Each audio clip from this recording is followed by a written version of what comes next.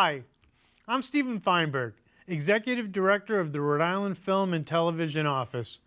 Our guest tonight is a fantastic filmmaker.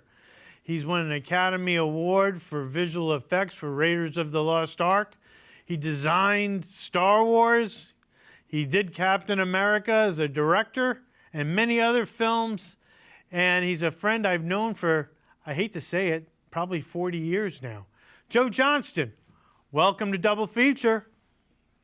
Thank you. Joe, you grew up in where? Austin, Texas? I was born in Austin, but I moved, my family moved to Corpus Christi when I was 6. Yeah. So I really grew up in Corpus Christi, and then we moved from there to California when I was 14. Oh, okay. So did you always, I consider myself a native Californian, just so you know. Okay. Did you always have an affinity for drawing and art?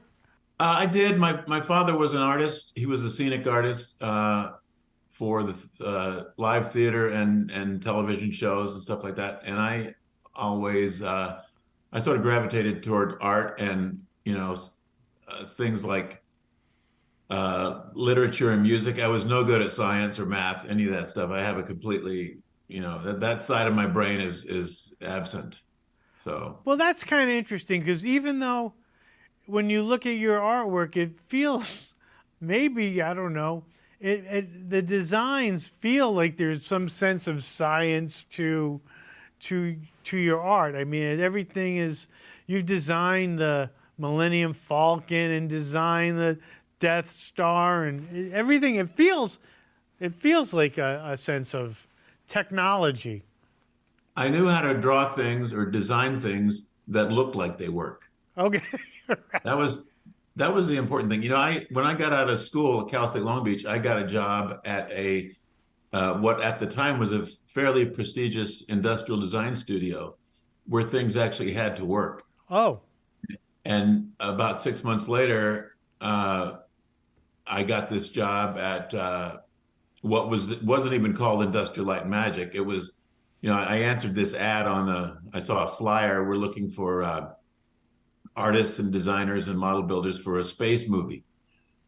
And I got that job, and suddenly nothing had to work. It just looked like it did have to work. And that was such freedom.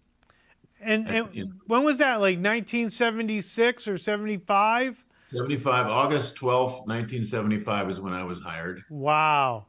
And I worked there for about 10 years. Wow. And were you influenced at all by like films like 2001? Had you seen all those science fiction films? I had seen a lot of science fiction films. The first film I ever saw, and I think I was probably 7 years old, was Attack of the 50-Foot Woman. I dated her. Who didn't? Right. But it wasn't so much. I loved films, of course. Right. It wasn't so much science fiction. And later, it wasn't so much visual effects. A lot of people think that I'm a visual effects artist. I'm not. I'm a designer. My designs are used in visual effects films, but I'm not a visual effects person really at all. I still consider myself a designer. So when you were going to college, to design, what was in your head? I know you got this opportunity for film, but what was in your head before that? What were you thinking would you design? Were you thinking you were going to design cars, or what was in your brain? I was thinking I was going to get a job at a design firm, and where you design a variety of things. And I did. I got this job at a place called Chuck Pelly Design Works, which was a great place to work. But he was up in the Malibu Hills, and I was living in Long Beach, so I had a 90-minute commute, which was no fun. Right. The Volkswagen Bug that sometimes started and sometimes didn't. But while I was there, I designed, I think I designed a water softener. I designed some bus seating for Roar Industries. And I talked to one of the guys there he'd been working for Chuck for 10 or 12 years. And I looked at what he was doing. He was designing the clip that holds a ballpoint pen in your pocket. Oh, wow.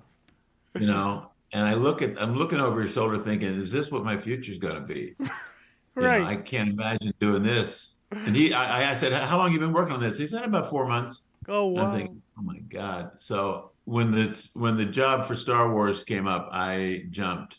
Had you ever heard about the Rhode Island School of Design? Was that ever an interest that you might have come to Rhode Island? I had heard of the Rhode Island School of Design. In fact, a good friend of mine, Joe Johnston, my cinematographer, his daughter went to RISD, Yep. and yeah, and so I'd heard of it, but you know, I was at that point I was pretty much a California boy. Right, right.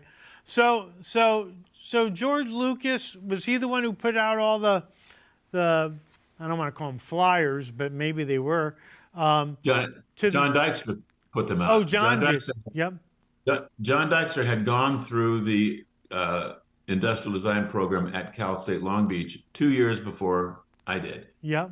And he had gotten out and was already working in visual effects and had been hired by George. So uh, when John was looking for people to staff ILM with, he sent somebody down to Cal State Long Beach and had him put flyers up all over the windows and walls of the design department. And so what did you do? You had to show your different designs and artwork to be, because what was there, like a dozen of you to start out?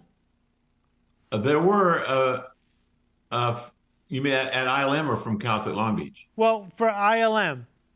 Yeah, I was the 11th person hired at Industrial Light and Magic, and I think there were three of us from Cal State Long Beach, Well, but how the old other are you? guys, Like 21, 22, 25. 25? Yeah. Yeah, I was one of the older ones, Yeah. but um, so when he was looking for people to staff ILM with, you know, he sent somebody down there, and what I found out later was I was the only person who applied for the job. We- I went back to Cal State Long Beach and I got Steve Gawley and Ira McNabb, who were in the design program. And I encouraged them to come up and bring their portfolios or whatever they had. But no one else applied for the job. So, you know, of course, that's why I got it. You're right, right, right. You were in the moment. I had Karen Allen here, and she was talking about her first gig was Animal House, and she was going to this actor's, studio, and there was a flyer up about auditioning, and she was the only one that noticed it. Everyone else walked by. I said, "You were in the moment," and then she ended up, her career got launched that way. Sure. Did you then moved over to Marin County from where you were in Long Beach? During the A New Hope, I moved from Long Beach to North Hollywood. Oh, North Hollywood. I had a 10-minute drive to work instead of an hour. Okay. So that was good. And then after New Hope, George invited a lot of us, not everyone, but a lot of us to move to Marin County. So New Hope was really the pre-ILM was in North Hollywood. It was in Van Nuys. Okay. Yeah. And as soon as we finished A New Hope, that was right before the release date, a few weeks before release date, Glenn Larson, who was a TV producer, came in and he said, "I want all of you guys to move on to Battlestar Galactica." Oh. So he leased the building. He hired everyone, to do the designs and the visual effects for that show. And then I finished early because everything was designed, and I was the first one of that group to move to Marin County. Wow. And what were your expectations moving? Did you know that there was going to be a trilogy of Star Wars? And did George tell you about some of his other dreams of other projects? Not at the time. I mean, we knew there was going to be a trilogy after the success of Star Wars, because George had said, "I've got other films that are already written," or he had stories that were written. The scripts weren't written yet. Right. But the challenge was, after the success of Star Wars, we knew we had to do it one better. Mm-hmm. We had to improve on what we had done, and that was a challenge. And that continued to be the challenge for all the original trilogy films. After Empire, it was Return of the Jedi. which Right. had more shots and more complicated shots than either of the other two films. Joe, where did you first see Star Wars on the big screen, like as a completed project? Like what theater were you in? I actually saw it at Grauman's. Oh, in Hollywood. Yeah, we got some. I forget if somebody gave us, passes or something, but there were several crew members who were allowed to go in. We didn't have to wait in the lines that were around the block. Yep. They let us in the back door or something. But that's the first time I saw it. Were you blown away when you saw how it looked with the audience reacting? Sold out It was crowd. amazing. It really was amazing because we had never seen. We had seen an earlier. It wasn't a rough cut, but it was pretty much a finished cut. But it didn't have all the visual effects in it. It didn't have the final music Yep. or the final sound effects. It was very rough. But even so, we knew this was going to be something special. We just didn't know how special it was going to be. It's unbelievable. And then with the John Williams score, just taking it over to the top, right? Yeah. Oh, absolutely. As he did with all the Star Wars Everything, films. everything he's ever done. Right. It's kind of amazing that the group of guys and women and are you directing right now the second season of the documentary Light and Magic? Yes, I am. So the first one was, this is a documentary about ILM, the creation of the Industrial Light and Magic, the history. It was Lawrence Kasdan, right, who did season 1? That's correct. And now you're doing season 2. What is the season 2 focusing on? Well, it's more the digital revolution, and a lot of it is the prequel trilogy. Oh, About okay. Yep. Everything that had been learned in the interim, and the fact that it was proven that you could do visual effects digitally. When Jurassic Park came out, I think that was one of the things that told George, okay, now I'm ready to do the prequels, and I have the technology available to do them the way I want to do them. Yep. It's a lot of that. It's sort of the digital revolution. It's the prequels. It's where ILM is going next, which is really exciting. Can you share where ILM is going next? Can I do what? Can you share that with us, where it's going next?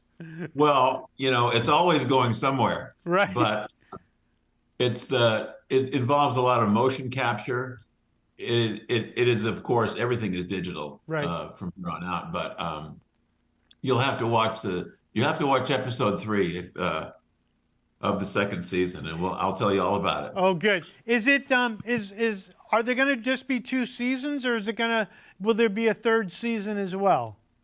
It's hard to say at this point. We're the second season is taking ILM from the early 90s to the present day and beyond. So okay. I don't know that there'll be material for a third season. Gotcha. Okay, that's what I was wondering. Yeah. So the original trilogy used a lot of model work, puppetry, and so much of that stuff stands the test of time. I had Doug Trumbull here one time, and we were talking about model work versus CGI and how that sometimes it's the models that actually stand up because there's, I guess, a physicality to them or a texture to them. And sometimes the CG doesn't stand up because our eyes are trained and they're educated in different ways, and we're always evolving. Do you find that as well? I do. I think that the digital revolution allowed a filmmaker to put anything he or she wants on the screen, but that doesn't mean that they should.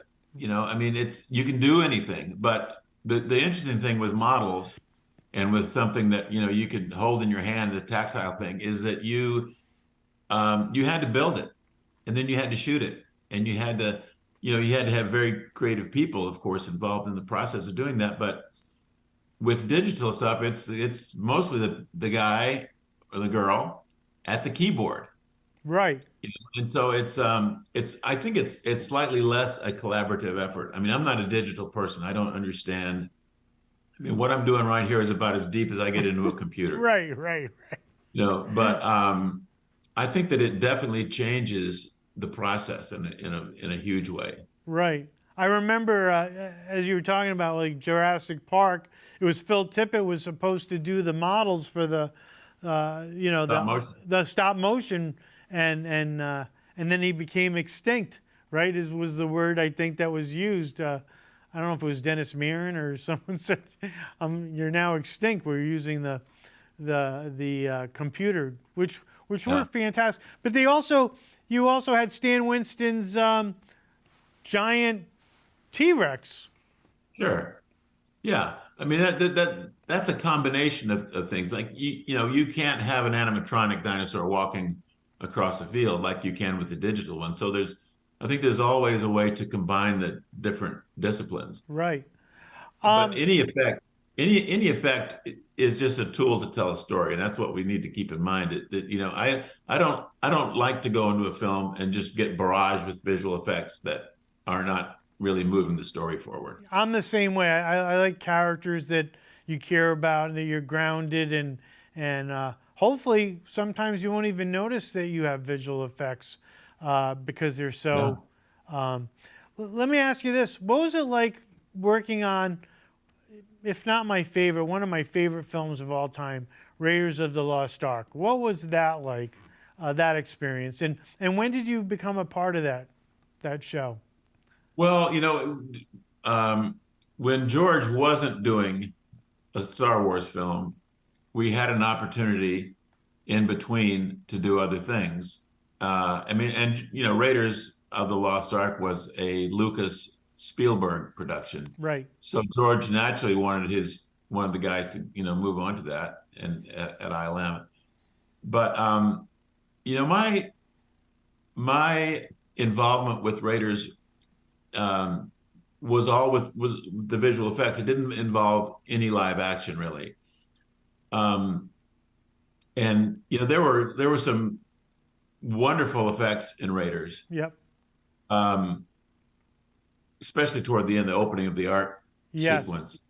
We did break some new ground there, but it was the effects in Raiders. I think that they wanted to fit the kind of story that it was. In a way, they felt a little bit old-fashioned, purposely old-fashioned. Yep. Because the story was taking place in 1936 or whatever it was. So I'm glad that we didn't have digital effects in 1981 when we did that show, because I think it would not have fit as well with the storytelling at the time. The ending with the when the ghosts come out and it's the beautiful woman that turns into the skeleton face, was that all animated?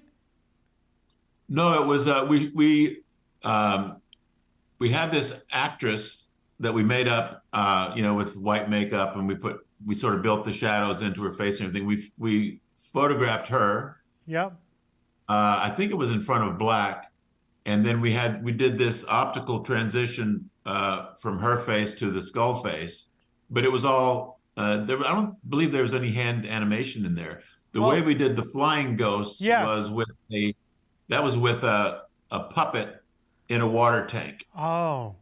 Trailing this material, some kind of like lacy, cloth material behind it, and we photographed that through the glass wall of a water tank. So I remember that was that was something we hadn't seen before.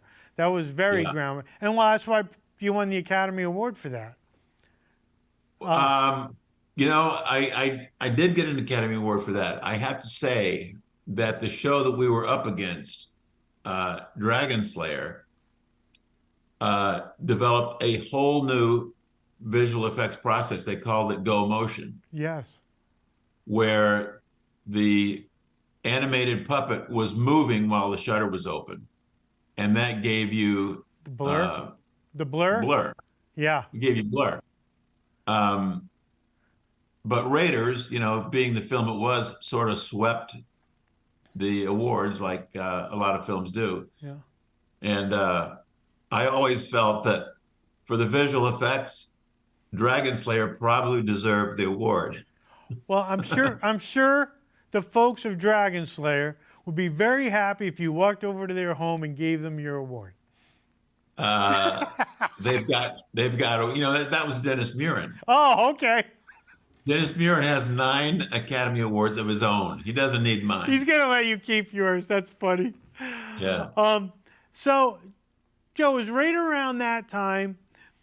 Raiders was done. The Star Wars trilogy was done, the original, and then you were gonna go out and see the world, right? And then George Lucas said, "Hey, I want you to go to film school," and offered to pay for your tuition and keep you on a somewhat of a salary. And is that what sent you to USC Film School, where you and I met? Oh yeah. After Not 10 that you years, needed film school. well, actually, you know what? Film school was. I was really glad I did go to film school because I realized that I knew a lot of stuff. I just didn't have a context to put it into. Yep. And the great thing about film school is that you are forced to go out and make a film, Yep. which is one of the hardest things you can do. You're doing 6 different jobs, including craft service and Yeah. producing and directing and, your wardrobe supervisor and all this stuff. If you didn't have to show your dailies on Monday morning, you just wouldn't get out of bed to do it. Right. It's really one of the tough things. But yeah, George once said to me, this was before I was ready to leave ILM, but he said, anyone can direct a film. And now after when he offered me the job offered me USC for 2 semesters, I realized that he wanted to send me to USC to prove that anyone could direct a film. But anyway, No. yes, he did. He was very generous. Anyone can direct a film. It can be bad. They can direct poorly. Yeah, well, a great crew can help a mediocre director Right. make a fairly decent film. It all depends on how willing you are to accept advice from people who know what they're doing. But Right. Collaborating. Yep. Exactly right.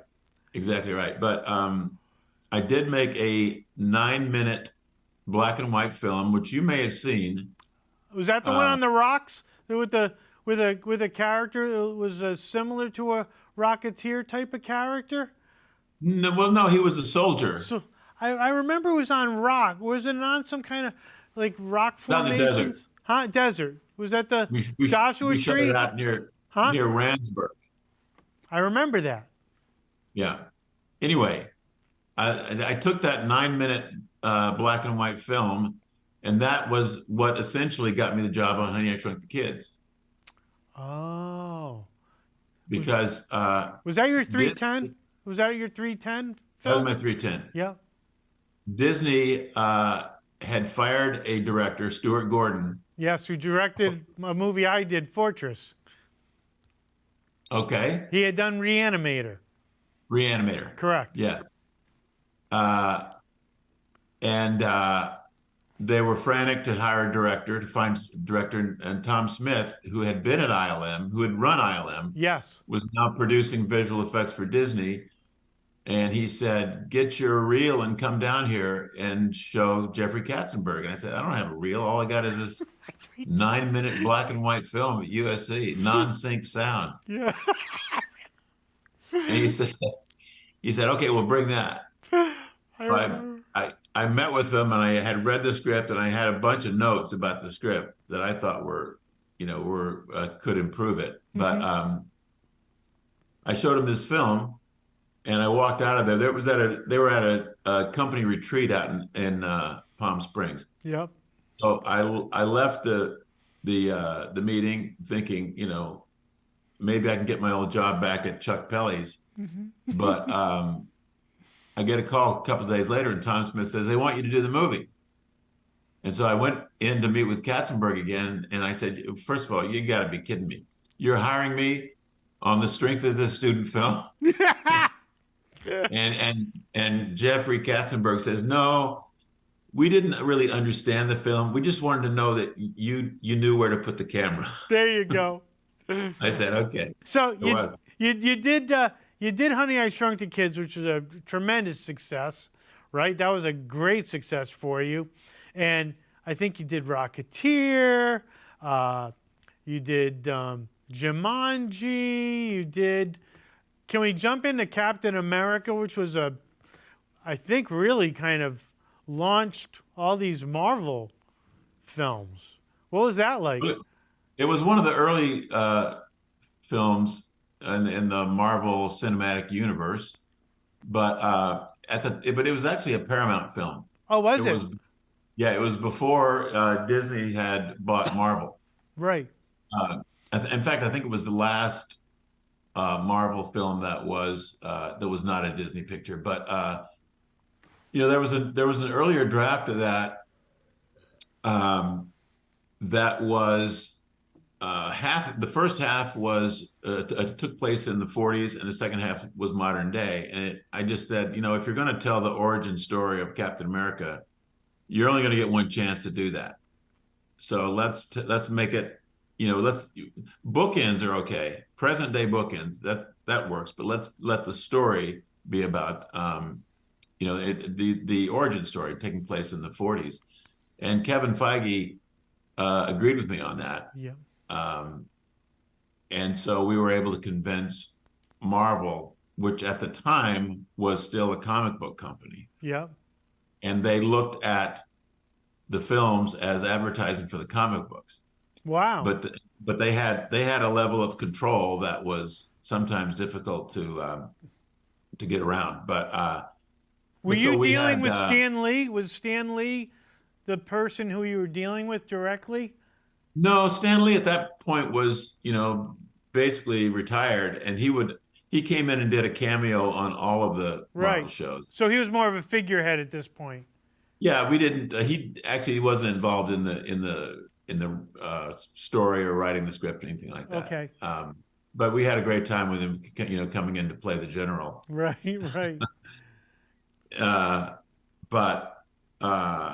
So we were able to convince Marvel to do the origin story, and I don't think I would have wanted to do the project otherwise. Yeah. I really was.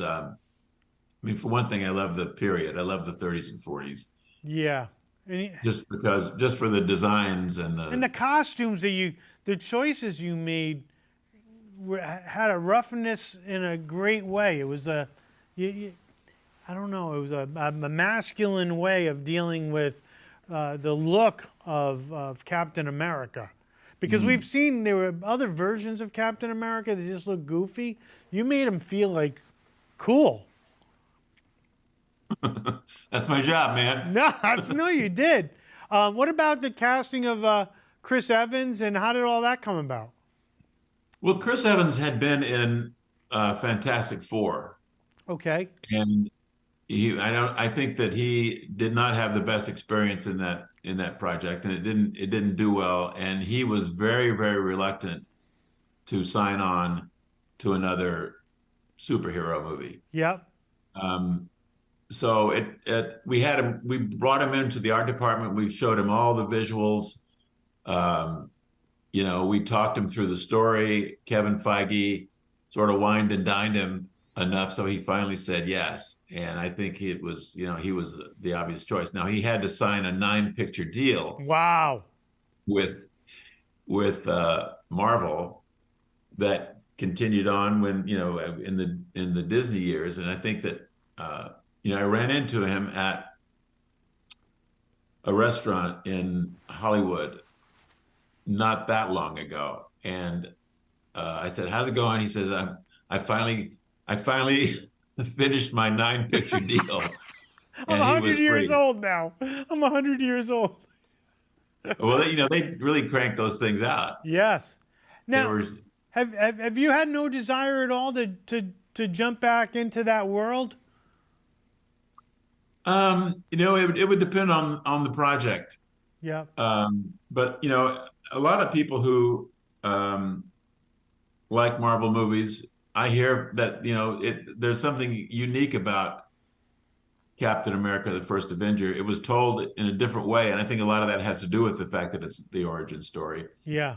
But it'd be tough. I mean, regardless of the genre, I'm just always looking for a story, a great story that I haven't told before. Right. That's the thing. I don't want to ever get sort of stuck into doing the same thing twice. Right. Right. I Is, mean, it took me a long time to sort of break out of the Honey, I Shrunk the Kids mold. In fact, it was October Sky great that movie. finally, Right. you know, got me out of the sort of the kids fantasy films. Did Yeah.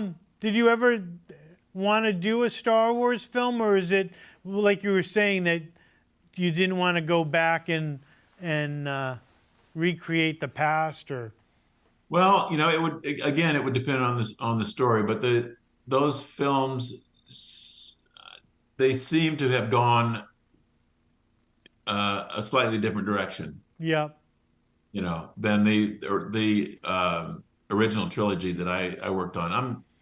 I'm not opposed to anything as long as it's got a great story and I've got the resources to tell it. yeah. What about Joe?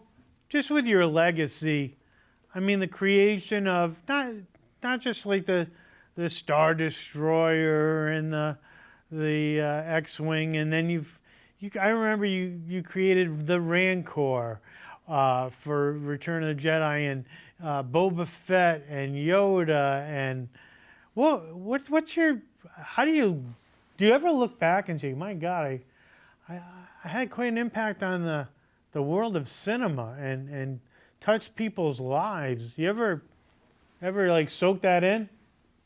Well, I didn't do it alone. I had a lot of it was a teamwork uh, situation. And in fact, Phil Tippett designed the Rancor. I Oh, okay. can't take credit for that. He did it as a sculpture, as a Oh, okay. maquette. But there were I was never working in a vacuum. Right. Especially on the original trilogy where there were only like 50 of us who made those films. Unbelievable. Well, the first one especially, Right. The New Hope.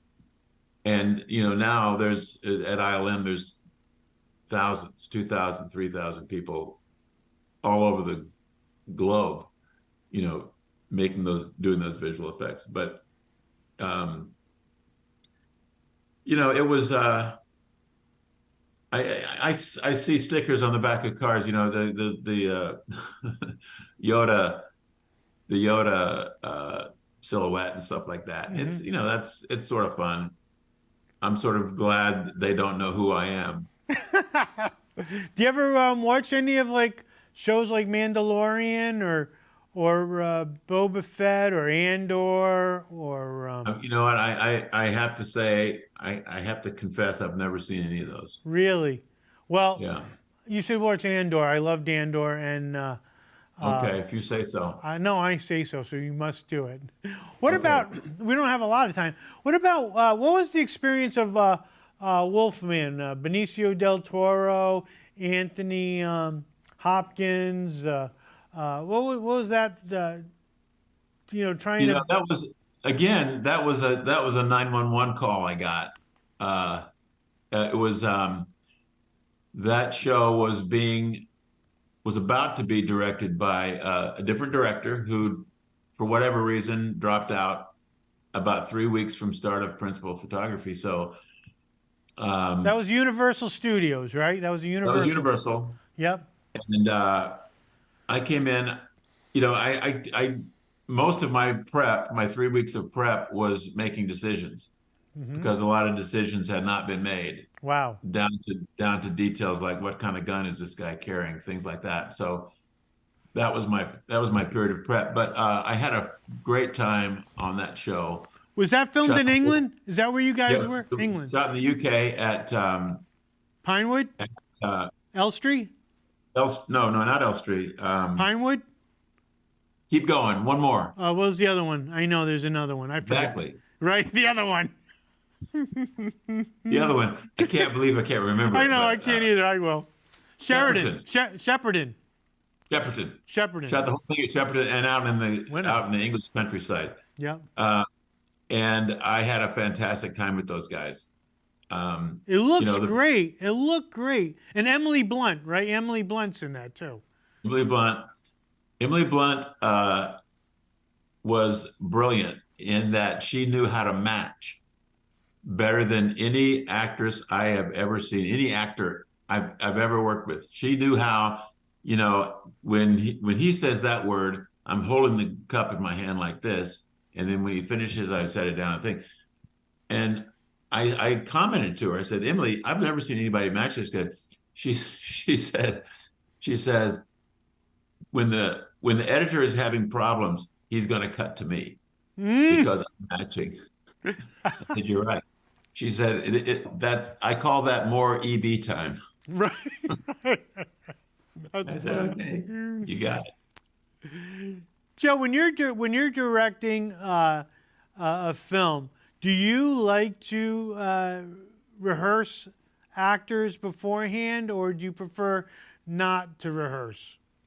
I don't particularly like to rehearse because, for one thing, there's not always a lot of time to rehearse. Right. These schedules are really down to the minute. But a lot of times, in my experience, when I have rehearsed, something will happen in a rehearsal, and you think, "Oh my God, that was great! Can you just remember what you did in rehearsal? Can you do that? It can't be repeated." Yep. So that's why a lot of directors say, "Well, we're going to rehearse on film."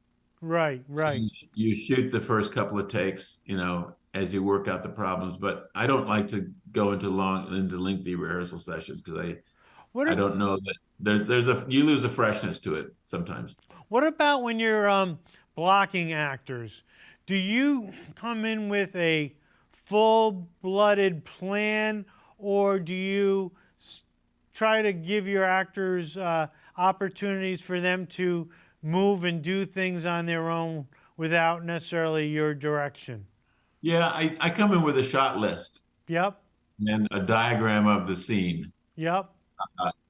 I don't necessarily have to stick to it, but the reason I do that is because if we start with a plan, we will, and then we fine tune it, it's going to be a lot easier for everyone, including the crew who's, watching the first. And I always do a master. Yep. If you shoot a master, you're telling the cast and the crew what the scene is going to be, whether you use it or not. And then from then on, you're moving into your coverage, but it just helps explain it to everyone. Yeah. But what about the actors doing certain things or moving in and out? Do you say, hey, you're going to sit here, you're going to stand here, you're going to walk over here? Or do you try to allow your actors to organically come up, and then you might sprinkle some other thoughts into their minds? I like to give them freedom within the plan. Okay. But I like to design shots that we can use, shots that move. Yep. And if you're going to do a shot that move, if you're doing a shot where what's supposed to be happening in the scene, and then the actor decides, well, I think I will walk over here, that's going to screw everything up. So right. I sort of nail it down, and then within that framework, if they feel like I should pause here, I should turn to this person, I let them do whatever they feel like they need to do, and we'll work out if that causes adjustments to be made, we'll work that out. But I like to run a fairly tight ship without being a disciplinarian. Right, right. You give them a certain amount of freedom, but you're still kind of controlling. What about lenses? Do you have particular lenses you like to use? You know what? I have a wonderful cinematographer. His name is Joe Johnston. Yep. And Shelley and I will walk through the scene, usually with stand-ins. Yep. And then he will decide what lenses he wants to use. And I can leave that entirely up to him. Okay. I was seeing that, there's certain directors use particular lenses often, and I guess Kubrick ended up creating some of his own lenses for, you know, that, and that he owned those lenses himself. Right. It's kind of Right. interesting. Well, what's next on the Joe Johnston film or TV front? I'm going to pitch a project to Imagine Documentaries. I don't want to say what it is yet Yep. because I don't want them to know yet Yeah. because I want to spring it on them. But I'm working on a project that has come and gone for the last 5 or 6 years, and it went away because of COVID, and then it came back, but then it went away because the schedule wasn't right. So hopefully, and it's a science fiction based story, Yep. but hopefully that's gonna be coming up in the next 6 months or so. Well, I want to thank you for taking the time out of your super busy schedule. I can't wait to see the second season of Light and Magic, and that's on Disney Plus, right? It is on Disney Plus. Yes, Yep. it's 3 episodes. Three The episodes. first season was 6 episodes. This is 3 episodes. Right, and I can't wait to see that because I love watching the season one, and I just want to thank you for your friendship and inspiring me and so many other people with your talent and being just a good guy. And I wish you the very best of health and happiness always, my friend. Thank you, Steve. You're too kind. All right, and I look forward to talking to you soon. You better. Okay, pal. Thank you so All right. much. You're very welcome. Thank you. Thanks for having me.